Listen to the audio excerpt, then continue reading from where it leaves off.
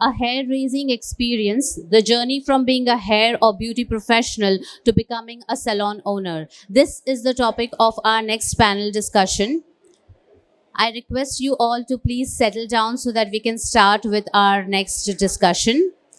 Owning a salon is every hairdresser's dream, but truth about running a salon is very different from the glamour of styling hair. We have industry experts with us today who have charted this journey themselves, and they will share their experiences and learning with us. I would like to invite on stage for this session my first speaker for this panel,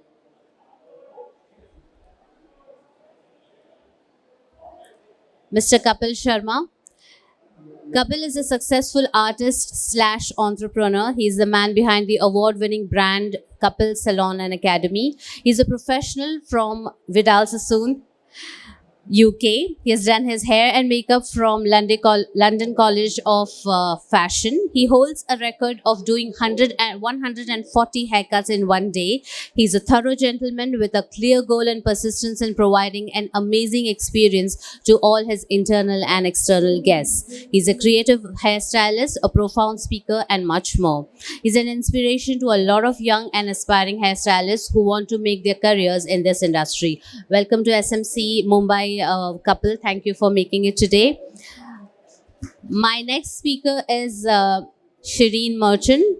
Shireen has been in this industry for more than 28 years, always passionate about competitions. She has won quite a few, including Sunsilk, Pantene, Aiba, Salonex, Schwarzkopf, and she's been a finalist with L'Oreal, Wella, and TG. She's been a gold winner in the men's cut and style category at Schwarzkopf Awards and further represented India in China in the year 2018 for the same. She is a title holder of Mrs. India, Geo King, and Queen to 2019. Shireen has been on the jury panel for India Skills. Her hair training comes from Vidal Sassoon London, Toni & Guy Singapore, London Aesthetics, and international stylists like Guy Kremer, Joaquin Roos, and Laurent Decron. Her makeup training comes from London Aesthetics and the London College of Makeup. Can we please have a round of applause for Shireen?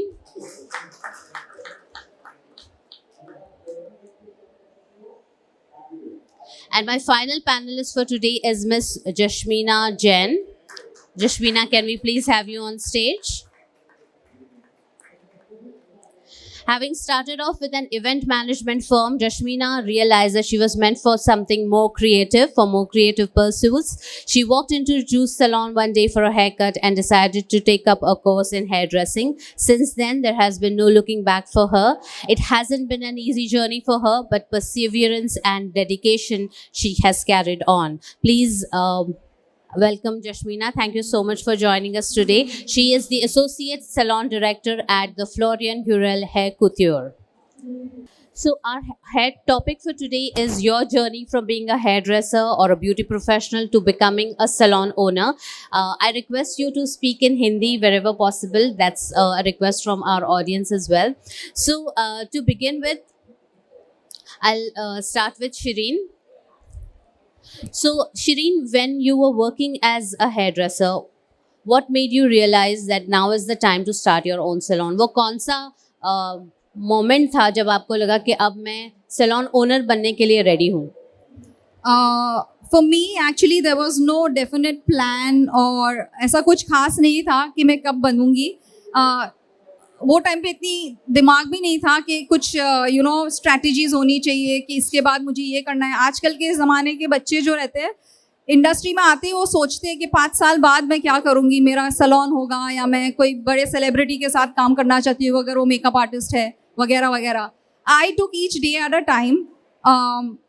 Just by flow of events and how events, how situations in life had to turn out, I took my stride. But I think that I have been a more instinctive person. Being an artist, I think we have more instincts that we rely on.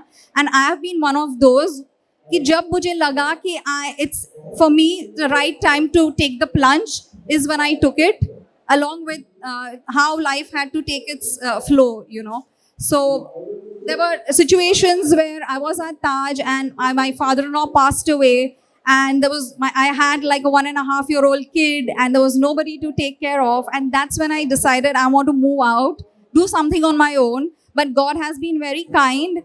The moment I stepped out, because that's when my mother-in-law told me that, darling, I need your help to take care of the household. Just move out. It was such a fabulous job, and I wanted to stick on to it because, the incentives are so good, and you don't want to move out. You don't want to take that initiative of leaving it. You don't know where you're going to be next in life after you move out of being into such a steady job.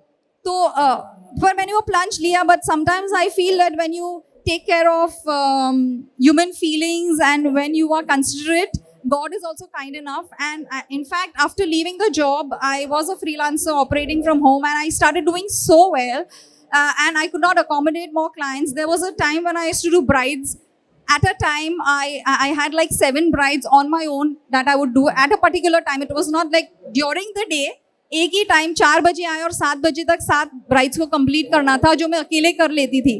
तब मुझे एहसास हुआ कि now I need a salon, a small setup also. I need to move out and do something. So that's when I started with my journey of being a salon owner. Wow, that was quite a happening turn of events for you, Shireen. Kapil, आपने ये कब सोचा कि अब खुद का salon शुरू करना चाहिए?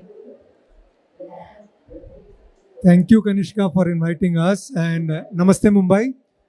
तो मैं ज़्यादातर कन्वर्सेशन हिंदी में करूँगा जैसे कि पब्लिक डिमांड है. और शीरीन, सबसे पहले हम आपकी ITR जानना चाहेंगे. जब अपने साथ ब्राइड 3 घंटे में करी थी तो वो आपको शो करनी पड़ेगी.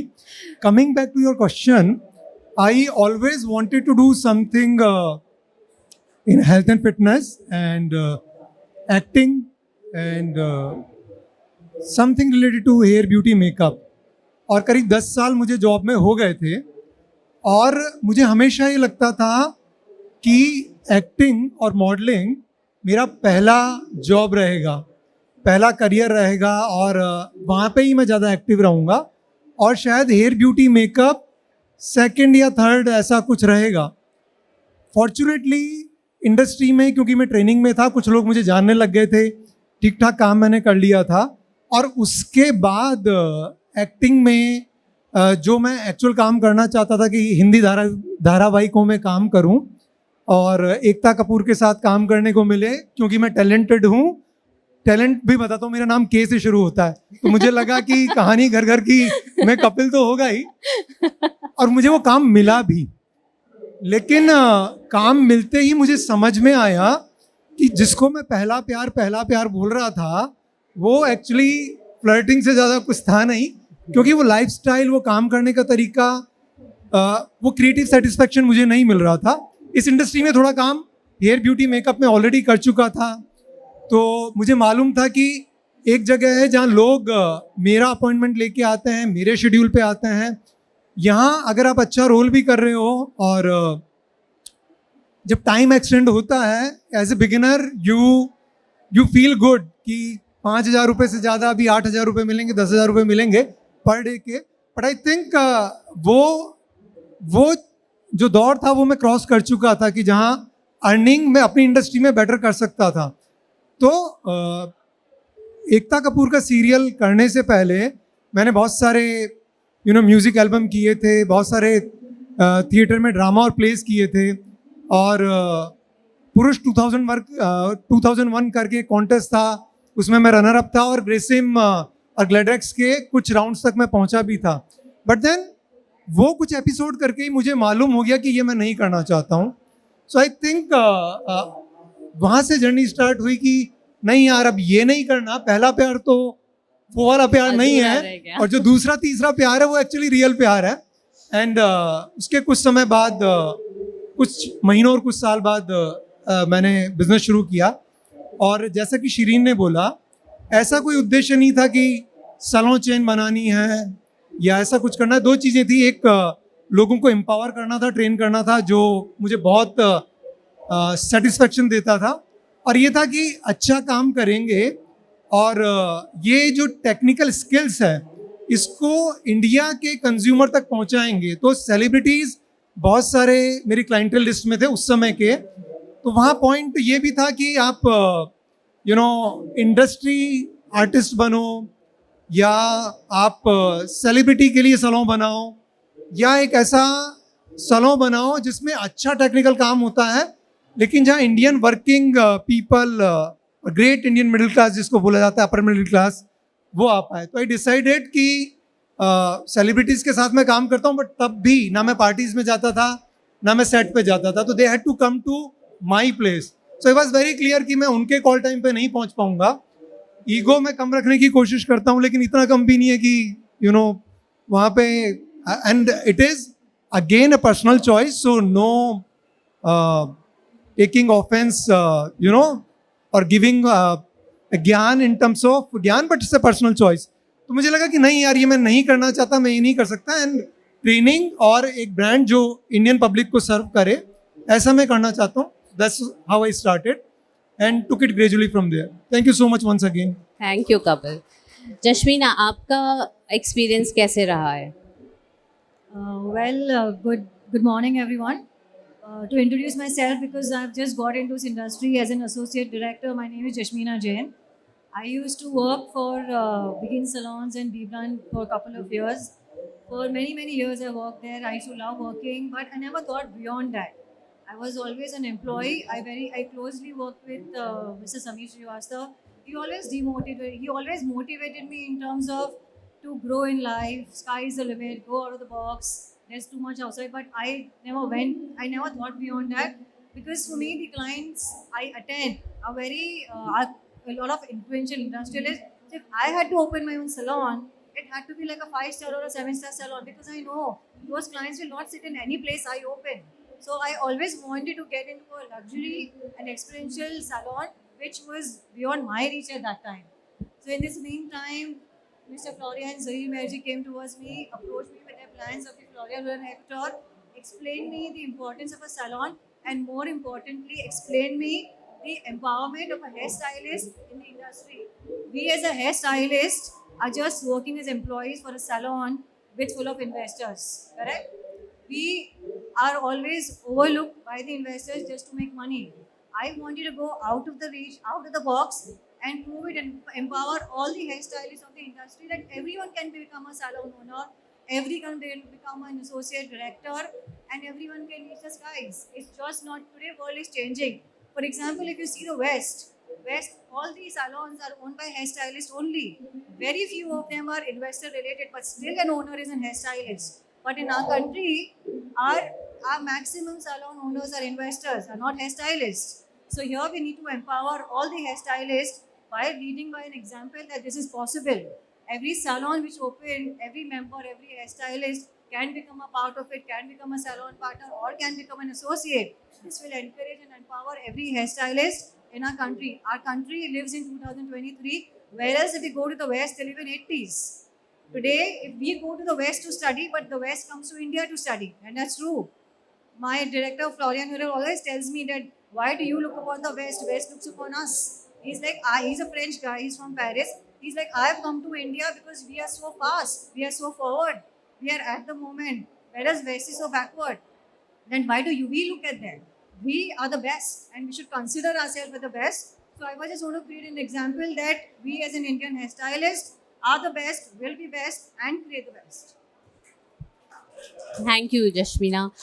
So I'll continue with you. What was the thought process behind naming the salon after Florian himself? So Florian himself is a brand, and before we thought we'd call it Florian Rural Hair Salons, but then we had a lot of discussions and we changed it to Florian Rural Hair Couture, because we wanted to name it as a designer salon more than a salon and spa. And that's the reason we named it as Hair Couture. So it's like more a designer place, a designer salon, which is catering to every service in the salon. But it should sound nice. We wanted to have a luxury. We wanted customers to have a better experience. When you walk in the salon, as my previous fellow friends said, that when people have power to spend, it's just on how you get them towards you. We definitely target to a niche market, but at the same time, when they come to us, they were like, oh wow, this is a salon in India. And that's why we called it also, because a brand name is a very important thing in our country right now. Yes. Any brand name, like a brand recall, is tough. So if you remember the brand name like a Florian Neural Hair Couture, everyone comes and asks you, why is hair couture? Why is not salon? So this is the reason behind it, because we wanted it like a designer store, designer salon. And that's why we stand also in like a standalone place where we are always next to the luxury places, not anywhere else. So our target audience, our market will always be probably like next to a Louis Vuitton store, a Gucci store, rather than next to a McDonald's store. Right. Shireen, do you agree with her about brand recall? How important is the salon's name, and how did you select your salon name? Hello, everyone. I didn't say hello like the other two said when I was given the mic. Welcome to this program, and I hope you all are enjoying it. I'm sure there are going to be a lot of takeaways because there are going to be experts sitting over here and sharing the experience. So coming back to your question, Kanishka, a salon can be named if you are like just an entrepreneur and you're not an artist. It could be based on maybe the experience that you give. जो experience हम लोगों के देते हैं उसके basis पे नाम दे सकते हैं हमारे सलोन का. अगर आप आर्टिस्ट हो और आप सलोन का नाम रखना चाहते हो तो इट्स जस्ट लाइक आपकी एक पर्सनैलिटी का रिफ्लेक्शन हो सकता है उस नाम में. लगे जैसे कि आप किसी के घर पे जाते हो तो उनके घर का इंटीरियर्स, उनके कलर का चॉइस या आर्टिफैक्ट्स क्या यूज़ करते हैं उससे रिफ्लेक्ट होती है उनकी पर्सनैलिटी. तो ऐसा ना चूज़ करिए जिसमें आपकी पर्सनैलिटी का रिफ्लेक्शन आए, या तो फिर आपके जो स्किल्स है, आपकी जो मेन स्ट्रेंथ्स है वो रिफ्लेक्ट हो. तो फॉर एग्जांपल जब मैंने अपना नाम चुना सलोन का तो वो था कट एंड मेक, क्योंकि मुझे ऐसा लगता था वो टाइम पे कि कटिंग मेरी एक स्पेशलिटी है, मेरी स्ट्रेंथ है, और मेकअप करना मुझे बहुत पसंद था. तो इन दो मेरी स्ट्रेंथ्स की वजह से मैंने ये नाम चुना, cut and make. Okay Kapil, what about you? आपने अपने ही नाम पर रखा है सलोन का नाम, तो इसके पीछे क्या थॉट प्रोसेस था? मेरे पास मार्केटिंग और ब्रांडिंग बजट नहीं था. थोड़े बहुत लोग मुझे जानते थे, मुझे लगा और कोई नाम रखूंगा तो उसके पीछे और 10-12 साल मेहनत करनी पड़ेगी कि ये नाम किस चीज़ के बारे में है. कुछ मेरे कॉरपोरेट के दोस्त थे जो ब्रांडिंग और मार्केटिंग संभालते थे, तो उन्होंने मुझसे पूछा कि क्या नाम रख रहा है, और मैंने भी उनसे पूछा कि क्या करूं, क्या नाम रखूं. तो उन्होंने बोला कि तू अपने आप में इंडस्ट्री में बिजनेस टू बिजनेस कैटेगरी में लोग तुझे जानते हैं, are you going to spend on awareness? मैंने कहा बिल्कुल नहीं, जो सलोन बन रहा है इसमें भी सारी सेविंग लग गई है. तो उन्होंने बोला तू अपने नाम पे ही रख ले, so that will be better. So that was the reason, but it is a very serious topic to focus, and I would like to spend few minutes if you allow me to do so. देखिए नाम जो रखना है ना वो दो तरीके से आप नाम रख सकते हो. एक जैसा कि आपने सुना यहाँ पे कि जो क्रिएटिव स्टाइलिस्ट होते हैं, मेकअप आर्टिस्ट होते हैं, वो अपने नाम पे ही सलों का नाम रख लेते हैं, which is okay, because creative field में हो और आपकी पर्सोना को, आपके काम के तरीके को वो कन्वे करता है, और आप जिंदगी में जो भी करोगे उसका बेनिफिट आपको आपके ब्रांड को मिल जाएगा. आपका ब्रांड अगर कुछ अच्छा करता है तो आपके नाम को भी अच्छा पुश मिल जाएगा, प्रोवाइडेड आप श्योर हो कि आप जिंदगी में अच्छा काम करने वाले हो. नहीं तो कपिल शर्मा अगर एक फ्लाइट के अंदर किसी की पिटाई करता है, सुनील ग्रोवर, चलो दूसरा नाम भी ले देता हूँ, और मेरा कोई लेना देना नहीं है, तो भी लोग मुझे कमेंट करते हैं कि तुझे ऐसा नहीं करना चाहिए था, will not come to your salon. So वो थोड़ा सा एक प्रॉब्लम है. अगर आप इन्वेस्टर ओरिएंटेड सलोन चाहते हैं या बहुत सारा कोलैबोरेशन चाहते हैं तो मैं सजेस्ट करूंगा कि आप एक न्यूट्रल नाम रखें, क्योंकि कहीं ना कहीं सिनर्जी क्रिएट करने में फ्यूचर में या ईगो इश्यूज भी आ सकते हैं. So you need to be very clear. और जो सर्विस कैटेगरी आप देना चाहते हैं, जैसे कि शीरीन ने बोला कि कट एंड मेक, क्योंकि वो हेयर कटिंग और मेकअप को प्रोजेक्ट करना चाहते थे, तो अगर आपको लगता है कि आप बहुत अच्छे कलरिस्ट हो तो कलर बार एक अच्छा नाम हो सकता है. कलर बार मतलब ले मत लेना, कलर बार ऑलरेडी डिफरेंट इंडस्ट्री में यूज़ में आ रहा है. आप जिस टारगेट ऑडियंस को कैटर करना चाहते हो उसको ध्यान में रख के ये नाम होना चाहिए. नवरत्न तेल भी तेल है और मिथिक ऑयल भी ऑयल है, बट नवरत्न तेल जो यूज़ में लेता है वो मिथिक ऑयल यूज में नहीं लेता. You can't have Navratna tel and present it in a 5-star boutique salon. तो ये बहुत ज़रूरी है किस जगह पे और किस ओकेजन पे आपकी सर्विसेज यूज में आ रही हैं, वो बहुत ज़रूरी है. तो अगर आप खाली मेकअप में हैं तो द बिग डे और वेडिंग डे ऐसा नाम हो सकता है. अगर आप खाली फीमेल ओरिएंटेड हैं तो क्वींस लॉन्ज हो सकता है.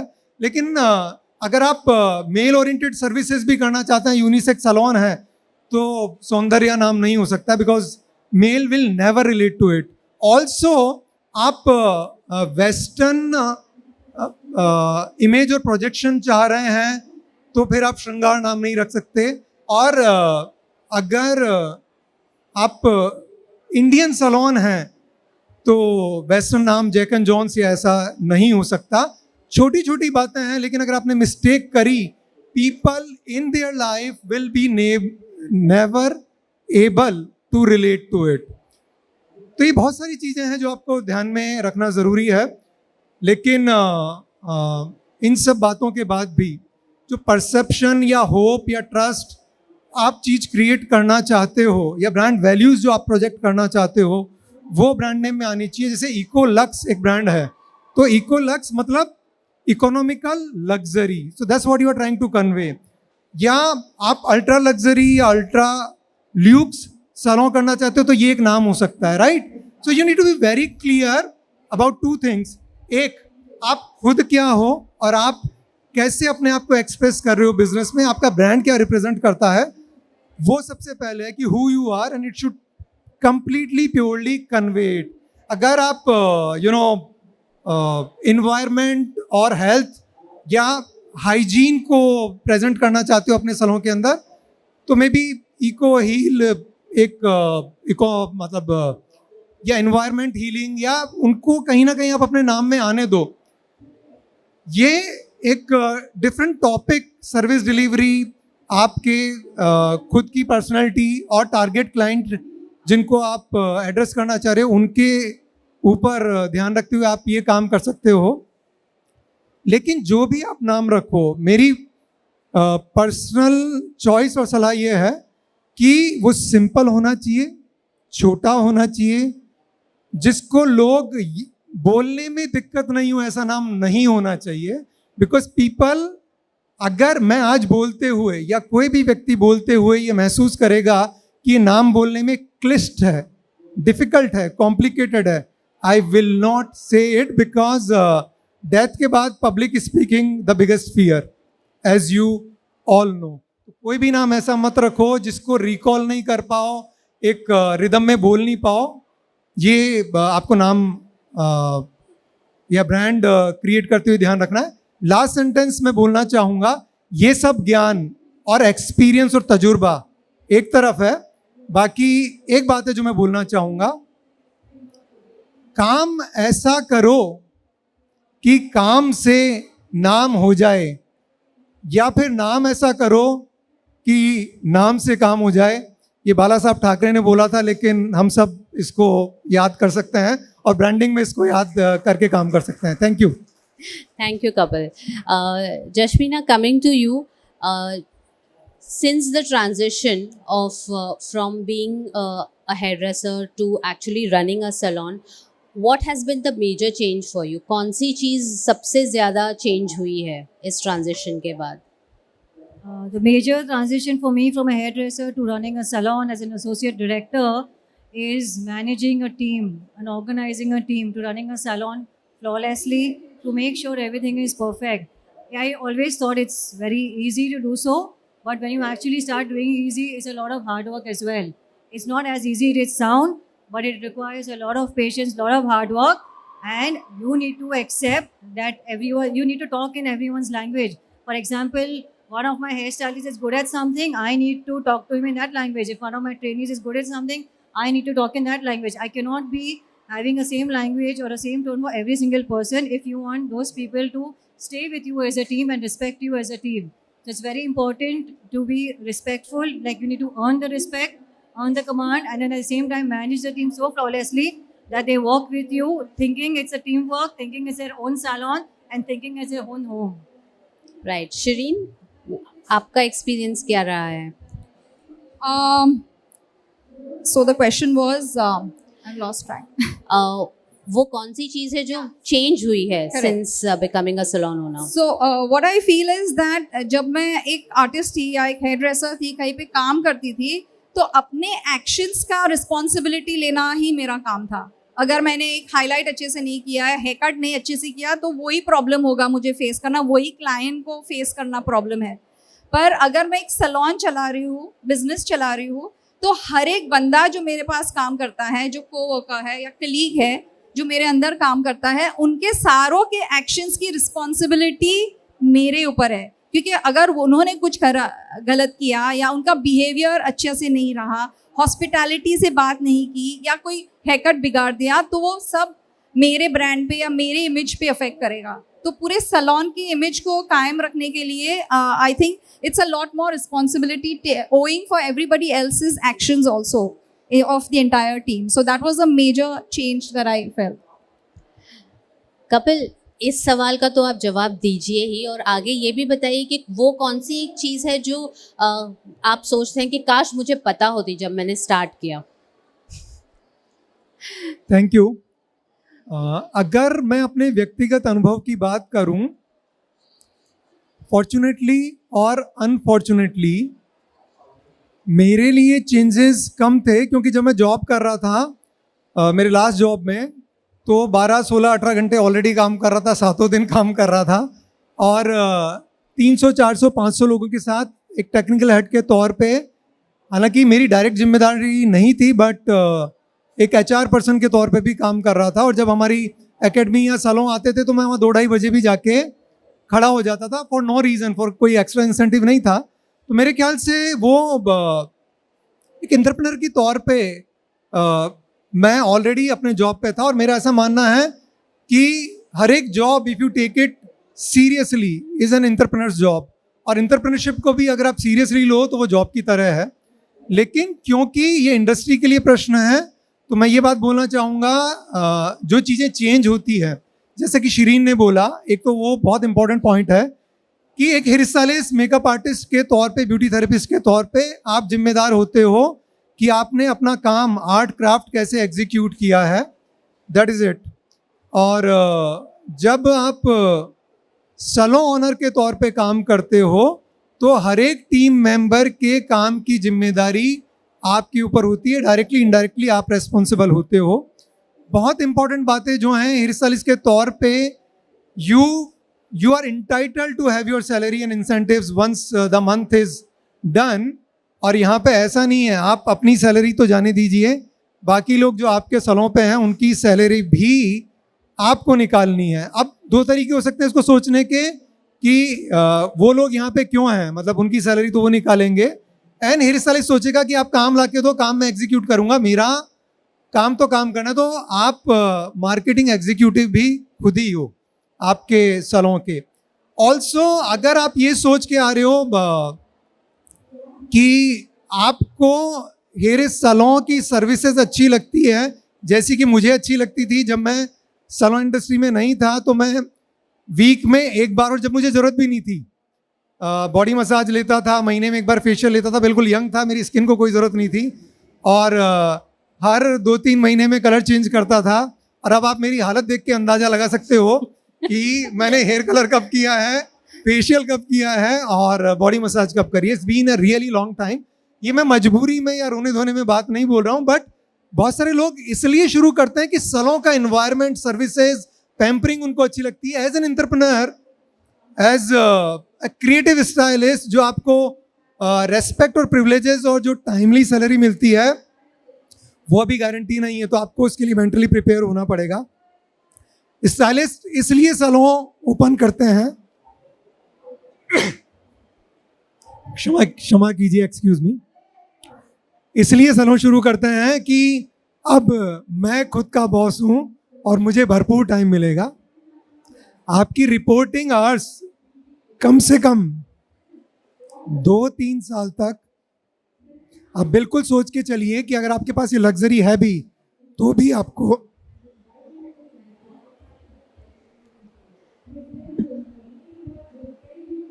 Yeah, please.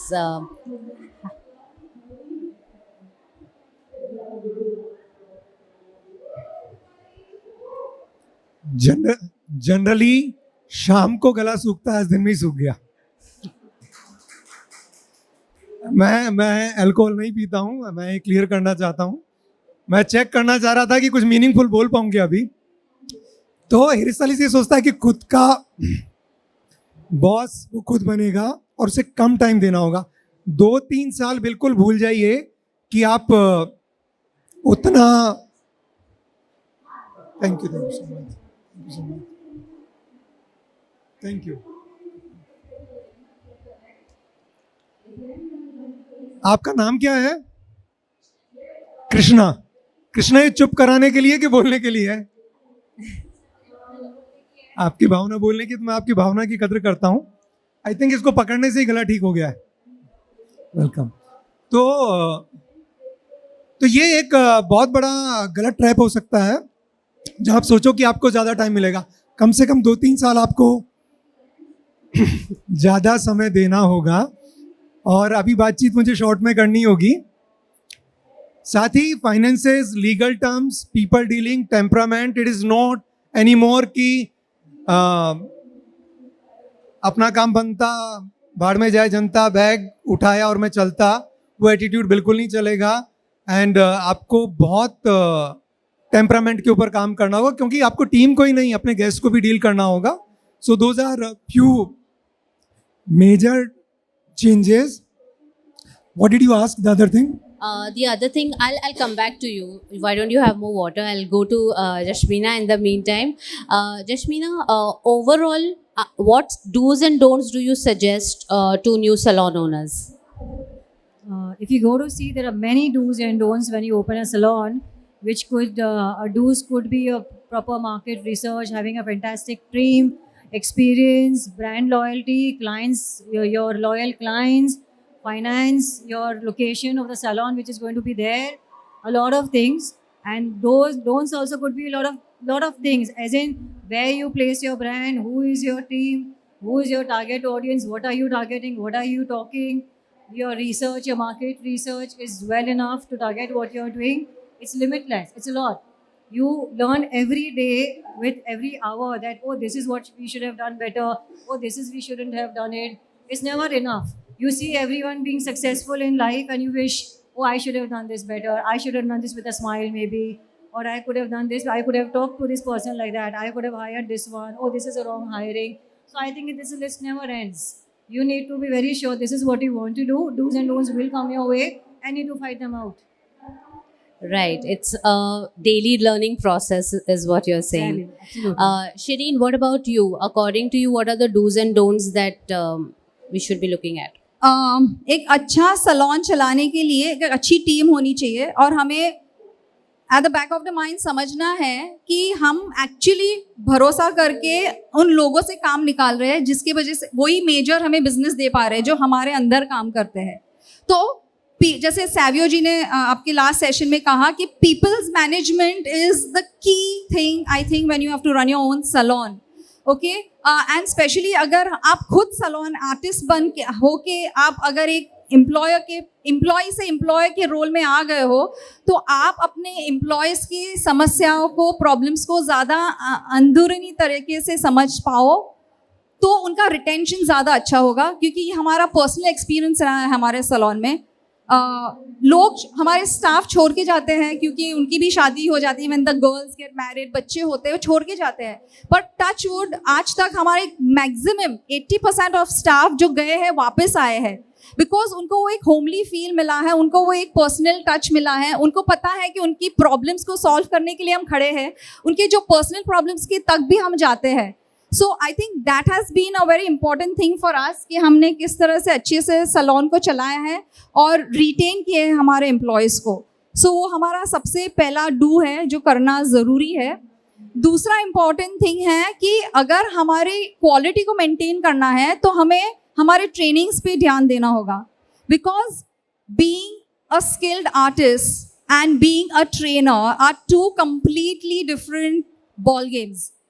ओके, सो आप अच्छे आर्टिस्ट तो बन गए पर अगर आपको वही स्टैंडर्ड क्वालिटी देनी है आपके क्लाइंट्स को from every other employee who is under you, तो उनको अपग्रेडेशन ऑफ स्किल्स देना ज़रूरी है. तो जिसके लिए आपका अंदर का ट्रेनर भी अच्छा होना चाहिए. यू नो, आप वो चीज़ों को अच्छी तरह से उनको सिखा पाओगे तो वो सेम स्टैंडर्डाइज्ड क्वालिटी आपके क्लाइंट्स को मिलती रहेगी सालों सालों तक. So training and retention of employees are the two very key things that we need to keep in mind. Thank you. You okay now? Yeah. Yes. So what are the do's and don'ts? So do's and don'ts की जब बात करते हैं and ये represent करता है last प्रश्न को भी, जहां ब्रांडिंग और नामकरण की बात कर रहे थे. तो कभी भी जो डोंट हैं वो ये हैं कि किसी से मिलता जुलता नाम, स्पेलिंग इधर उधर करके मी टू ब्रांड, ये बिल्कुल नहीं करना है. आपको you need to stay in your own self blossoming and self expression. आपकी यूनिकनेस क्या है, what do you stand for, वो आपको करना है. Also it is very important कि जब आप डूज की बात करते हैं, जब नाम आप रख रहे हो उसका ट्रेडमार्क करो, रजिस्ट्रेशन करो. जब आप लीज प्रॉपर्टीज़ ले रहे हैं तो जनरली जब एंथुजियास्टिक क्रिएटिव पर्सन होते हैं नेगोशिएशन में थोड़े वीक होते हैं और उनको लगता है कि 3 साल 5 साल के लिए सलों हो गया तो ये लॉन्ग लीज है. ये लॉन्ग लीज नहीं है. तो 9 साल या उससे ज़्यादा मैक्सिमम आपको लीज होनी चाहिए.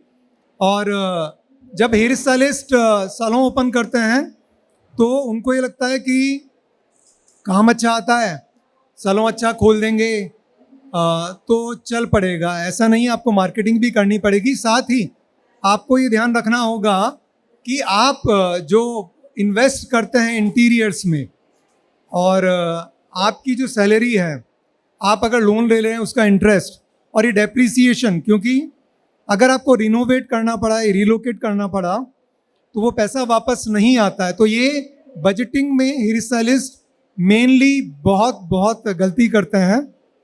इनफैक्ट 80-90% स्टाइलिस्ट अगर ये कैलकुलेशन कर लें तो उनके लिए सही ये होगा कि वो बिजनेस में आएंगे ही नहीं, वो एक अच्छे ब्रांड के साथ एसोसिएट होकर काम करेंगे. या जैसे कि मेरे इंडस्ट्री फ्रेंड समीर श्रीवास्तव ने बोला था, एक अच्छे ब्रांड का लीवरेज ले लेंगे. तो ये डूज और डोंट्स हैं कुछ. इसके अलावा आपका वाई बहुत क्लियर होना चाहिए कि आप सलों क्यों खोल रहे हो. तो हाउ और व्हाट आप निपट पाओगे, नहीं तो प्रॉब्लम होगी. Also what business we are in. तो आप लोग बोलोगे सलों बिजनेस, बट ये सर्विसेज या प्रोडक्ट आप कैसे डिलीवर करते हो, या आप डिलीवर करते हो ह्यूमन बींग्स के थ्रू. और जो सॉफ्ट स्किल में इक्विप्ड होने चाहिए, हार्ड स्किल्स उनकी अच्छी होनी चाहिए. तो ट्रेनिंग्स बहुत इंपॉर्टेंट पार्ट है. और ये बहुत बार होगा कि लोग छोड़ के जाएंगे, पोच किए जाएंगे, एट्रिशन होंगे, बट वो सब एक नॉर्मल चीज़ है. तो उसके लिए आपको रेडी रहना चाहिए. हेयर स्टाइलिस्ट जो सबसे ज़्यादा बड़ी गलती करते हैं, they do not budget. They think कि जितने समय में सलों बन जाएगा, जितनी लागत में बन जाएगा, जितने दिन में बन जाएगा. जितने भी मेरे इंटरेक्शंस हुए हैं 99% टाइम फेल होते हैं. तो पेपर पे हर एक चीज़ को लेके आइए. SOPs के थ्रू आप डिलीवर करते हो, क्योंकि आपके काम की आप जिम्मेदारी ले सकते हो. लेकिन अगर आप एक सलों भी कर रहे हो और मल्टीपल स्टाइलिस्ट क्रिएटिव लोग हैं तो एक जैसा रिप्रेजेंटेशन कैसे होगा. तो इसके लिए हर एक चीज़ आपको लिखनी पड़ेगी. ये सब चीज़ें अगर आप पहले करते हो तो आपको बहुत सारी चीज़ों से जो मुश्किलें बाद में हो सकती है उससे आप बच सकते हो. लोकेशन बहुत इंपॉर्टेंट है. Right target segment, residential complex या कॉमर्शियल मॉल में जिस तरीके का आप काम करते हो कि आप सही जगह पे जा रहे हो, ये कुछ चीज़ें हैं जो बहुत इंपॉर्टेंट है. और that's what I want to say. And again I want to conclude this thing कि जनरली एक टाइम था जब स्लेवरी का टाइम था कि इंडस्ट्रियलिस्ट टाइम से पहले कि लोगों को गुलाम बनाओ और कॉन्टिनेंट्स को जीतो, कंट्रीज़ को जीतो और काम करो. दूसरा टाइम जो अभी आ गया है या आ गया था कि जहाँ स्टार्टअप और एंटरप्रेन्योरशिप की ही बात होती थी. देयर इज़ नो शेम अगर आप ये चीज़ें हैंडल नहीं कर सकते हो तो. और देयर इज़ नो सुपीरियरिटी अगर आप ये सब चीज़ कर सकते हो तो आज का जो समय है मेरे ख्याल से वो बहुत ऑथेंटिक होने का समय है, कोलैबोरेशन का समय है, और जहाँ से आपको सपोर्ट मिल सकता है, एजुकेशन मिल सकती है, वो लेके साथ में कोलैबोरेट करते हुए काम करने का समय है. That's what I want to say. और मुझे लगता है कि क्योंकि मैं बहुत ज़्यादा बोलता हूँ तो मेरे पानी में कुछ मिलाया गया था जिससे मेरा गला खराब हुआ. So I just wanted to check that. Thank you so much, Kapil, for. On that, I would Yes. like to say I've been sitting right next to him. इनके 20 salons है, मेरा एक ही है. I'm sure आपके इतने ज्ञान से मैं और एक salon तो जरूर खोल पाऊंगी in the short. Thank you. Shirin, thank you के अलावा consultancy fees if you want to offer, I am ready to accept it. Being a speaker, at least I saved up on my money of attending this congress for free. Thank you so much, panelists. With that, I wrap up this session. We have time for just one question from the audience. तो अगर किसी का कोई सवाल है, we can take it for our experts right now. एक सवाल कोई पूछ सकते हैं. Yes, any question? आपके पास mic पहुंच जाएगा. If not, then we will wrap this up. All right. Thank you so much. It's Kanishka, been- 1 minute. Sorry, I Yes. would like. Sorry, I'm just taking one more minute. इनका question नहीं है, पर मेरे दिल में एक question है. उबले खा रहा है, मुझे ऐसे बाहर निकालना है उसे. It's offbeat. It's not related to this topic, but is something which is of a major concern, and which is about the carbon footprint that we are leaving behind as salon owners. अगर हम salon owners हैं, employees हैं, या तो फिर freelancers हैं. हम क्या कर रहे हैं हमारे मदर अर्थ को बचाने के लिए, बिकॉज जिस तरह से हम फॉइल्स को बर्बाद करते हैं, इतना यूज़ करते हैं हाईलाइटिंग में, टिश्यूज़ इतने बर्बाद होते हैं, ग्लव्स को ऐसे ही एक एक क्लाइंट निकाल के हम फेंक देते हैं यूज़ करने के बाद, इलेक्ट्रिसिटी किस तरह से हम सेव कर सकते हैं, वाटर को हम कॉन्शियस, हम ऐसे नहीं बोल रहे कि नहीं यूज़ करना है, पर अगर एक कॉन्शियसनेस हमारे अंदर है उसे सेव करने की, तो हम कोशिश ज़रूर कर पाएंगे. तो हमने हमारे सैलून में ऑलरेडी शुरुआत किया है. We recycle our foils, we don't use as many gloves, we powder them and reuse them, at least for that one client. If you're using it 3 times, we can make one small step and effort towards conserving our mother earth. So I think we all need to take that into consideration. Thank you so much. Thank you, Shireen. That was really important. And on that note, we call this session to an end. Can we please step forward for a picture ops?